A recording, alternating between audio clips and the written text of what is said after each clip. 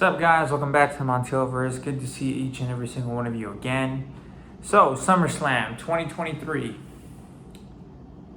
I waited till the next day to give my take on the whole pay-per-view because it was a lot to take in, from Logan Paul and Ricochet all the way to Roman against Jay and the tribal combat match.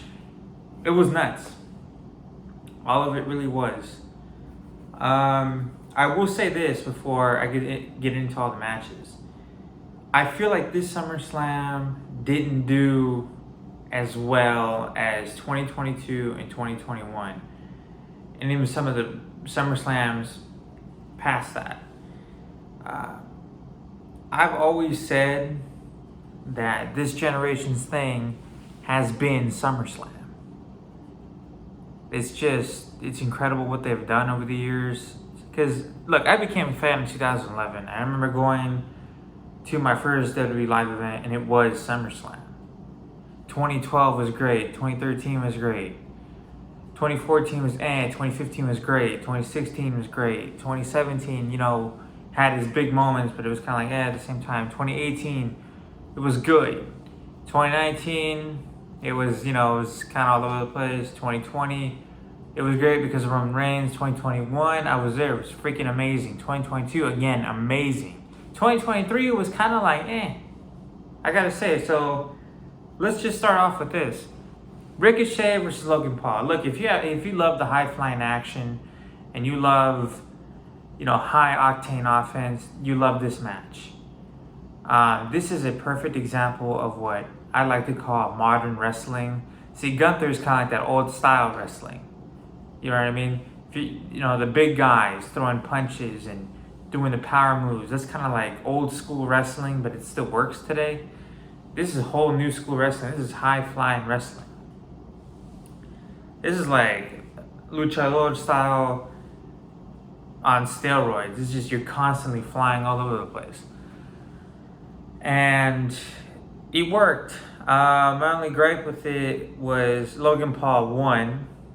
Because I knew they were going to do that. I mean, they give this man the accommodation of going on first, which many of you are not going to be upset about, but, I have my reasons.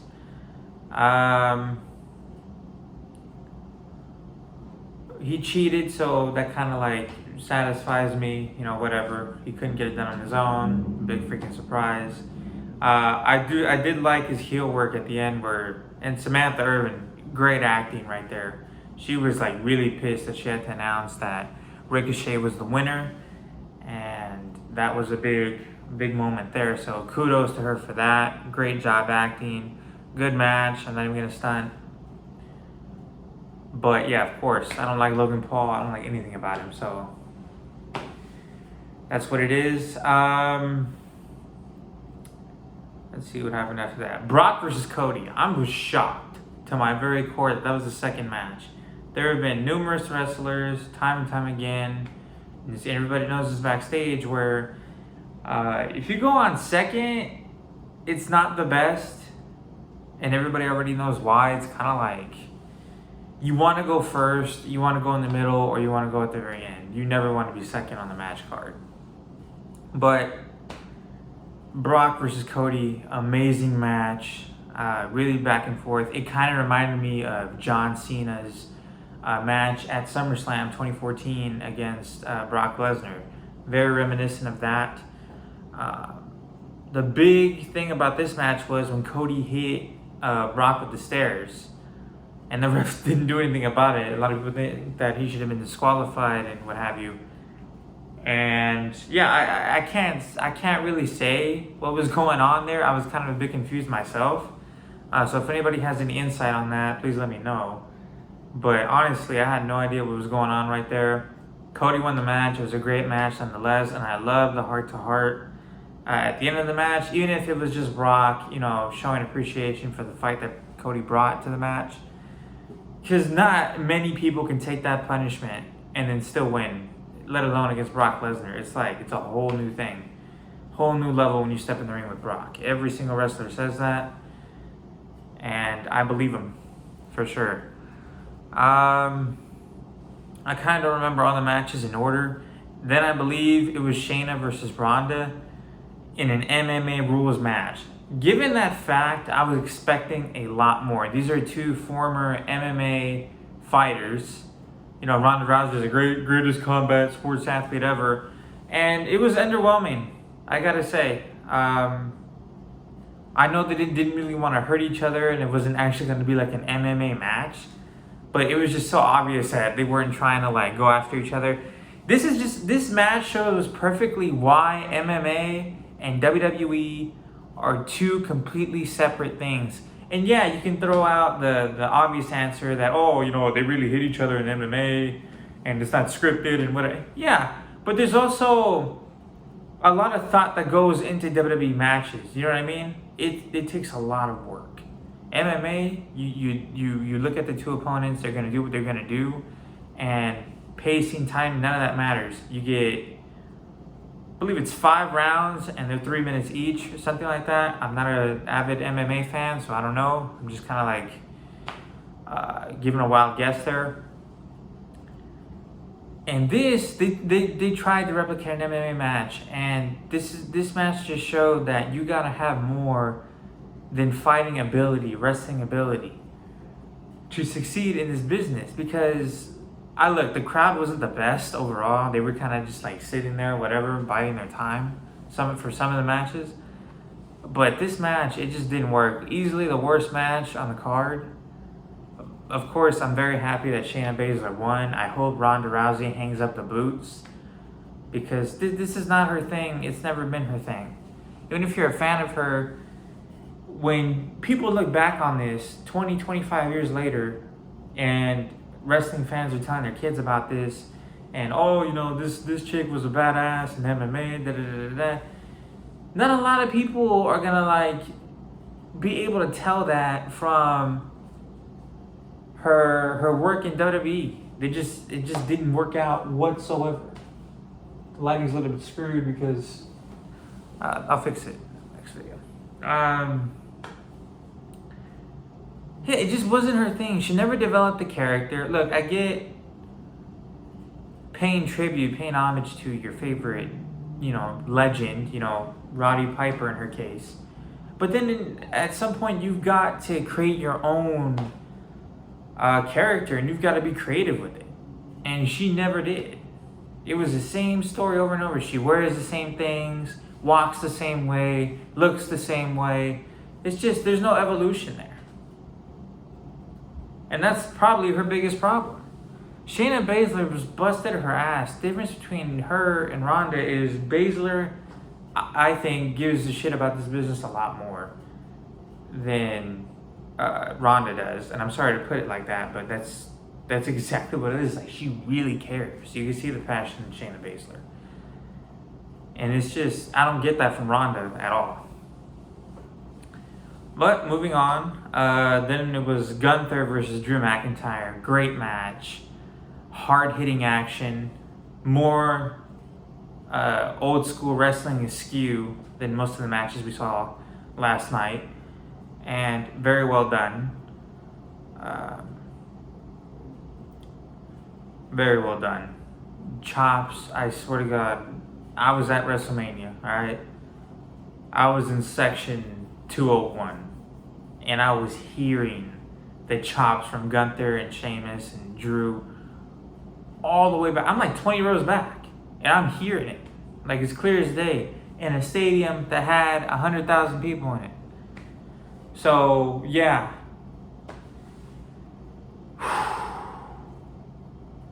Those guys hit hard. And I'm very happy that Gunther won, and I think it's the right decision. Because honestly, to me, the Honky Tonk Man having the record for the longest Intercontinental Championship reign just boils my skin. Alright, just boils my skin. It just, oh God. It's just so insulting. You know how many great Intercontinental Champions we've had over the years? Bret Hart, Shawn Michaels, Chris Jericho, you know, Dean Ambrose, Seth Rollins, The Miz. There's so many guys that, you know, should have had that record or better suited for that record, and they didn't have it. They didn't come close. And the Honky Tonk Man, really? So it goes to Honky Tonk Man, somebody else, and then Gunther. Gunther just beat Macho Man. So I hope he breaks the Honky Tonk Man's record. I'd rather Gunther have it because he's like an actual badass, as opposed to the Honky Tonk Man, who's literally like a rip-off Elvis. Never heard of him? Go look him up, and you'll see what I'm talking about. Okay, the triple threat match between Charlotte, Bianca, and Asuka for the women's championship was insane. Very well done. Charlotte, I'm telling you, I hate her character at some points, and it's not even because it's bad. It's just the arrogance. You know what I'm saying? And just her being a Flair, it's in her blood to do that. It just, it drives me a little bit nuts. Nothing personal. That's her job. Sometimes she's a heel. She's meant to, upset people. But just amazing performer. She had a little bit of a wardrobe malfunction, I saw. The ref fixed it, so there's no problem. But just a great performance by Charlotte, putting on an athletic... I forgot the word there. Just putting on an athletic display throughout the entire match. And it was really just... it was amazing. Bianca Belair, of course, amazing. Asuka, easily one of, if not the best striker in the women's division ever. Her combinations are insane. Spinning back kicks, front kicks, back fists, just all over the place. It was just amazing. Really good match. I really love the ending.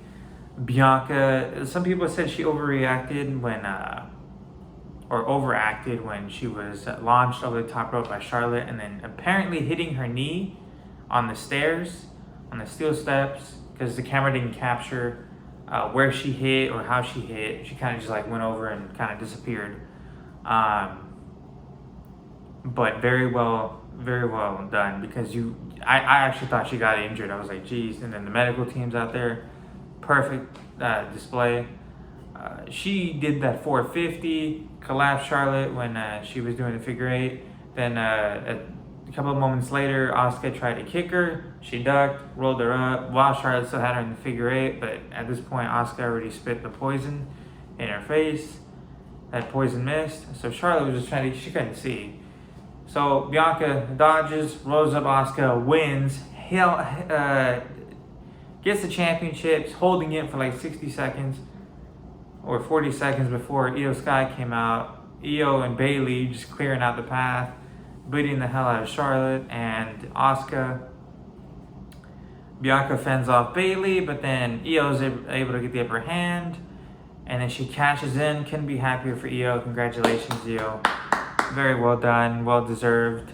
And I'm really curious to see where this story is going to take off, because Bayley's acting like, oh, yeah, it's my best friend. I'm so happy for her, and that's not, which I was not expecting whatsoever. But then again, this is the first big thing, in my opinion, that Damage Control does. And I was so happy to see Dakota Kai there to congratulate her friend and just see all three of them, because they debuted a year ago. And they hadn't made much of an impact. A lot of people were doubting them, but just to have that moment, I know, especially for those three women, very special moment. Very happy for you. Great performance by Bianca and Charlotte and Asuka. Can't state that enough. Some people think it was a match of the night. Probably was. I'm not even going to lie. But I forgot the Battle Royal. I wanted LA Knight to win, period.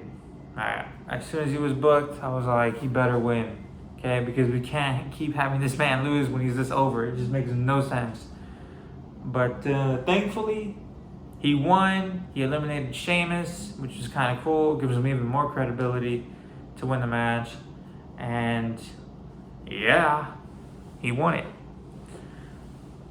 Okay, and now for the main event, which is Jey Uso versus Roman Reigns.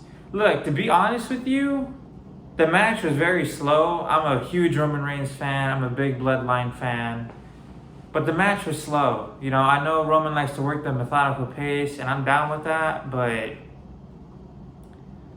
I don't know, it just seemed, I just expected more, because when the promos were going down and Jey said he was going to do this to Roman and he was going to do that and this and that and the other, it was very underwhelming, the performance I got from the stunt perspective. You know, I was expecting more tables. I was expecting more candlesticks. I was expecting, you know, more destruction. And I don't know, I just kind of walked away from that match feeling more.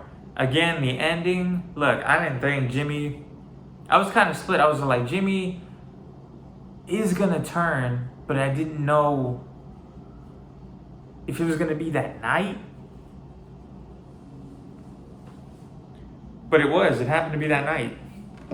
Because I'm sorry, if you think, and I'm going to do a whole separate video for this match, if you thought that Jimmy was just going to like side with Jay and he had like no agenda of his own, then you haven't been paying attention at all. You're a fool. Alright? Don't take that personally, but you're a fool if you think that Jimmy wasn't in it for himself. You think Roman Reigns and Paul Heyman are always lying? People gotta get with it, and it's in Marvel movies, Star Wars movies, the whole nine. The villains today aren't always wrong. It's just the methods that they use, that's what defines them as a villain. But don't always think they're lying. Don't always think they're in the wrong, because I'm telling you, Paul Heyman told, and even Roman told Jay, hey, Jimmy was the one that had a problem with you being named right-hand man. This all makes sense. So it was a good match. Of course, Solo interferes because he wants to. And even look, I'll be the first one to admit, I'm the biggest Roman Reigns fan there is. Every single shirt. Okay, most of the shirts that I'm wearing are Roman Reigns shirts while I'm doing these videos. That's not on accident. This man has changed like the way I perceive competition and life. Alright, he is my hero for sure. But even I'm getting kind of tired of the whole cheating thing. He's capable of doing it on his own. We saw it. Does he really need to, you know, fucking cheat every time? He don't. But, you know, I let it go. I justify it because, you know, that's my guy. What am I going to do? But yeah, I'll even start to admit I'm getting kind of sick and tired of the whole thing now. And it's always Solo. I feel like Solo sometimes just acts on his own. Doesn't even take orders. And you're seeing that in the match when him and Roman were having a spat. So Roman Reigns all day long retains. I wish the match would have been a little bit more, you know, action-packed. It was action-packed, but it just wasn't as fast-paced as I would have liked it to be. It never picked up. Roman, he starts off slow and he picks up the pace as the match goes. That's not really what happened in this match. That's my only complaint about it. Everybody's giving it 4.5, 4. Some people say it's the worst match ever, which, again, I can't stand those people because it's not true. Oh, Jimmy's turn don't make sense. Yes, it does. And so I would give it a 3.8, maybe a 4 on that one. And for the whole event, I would give it a 3.8 or a 4, somewhere in there. Alright guys, thanks for watching. Make sure to like, subscribe, and hit the notification bell and see every time I post. Alright guys, deuces. Peace.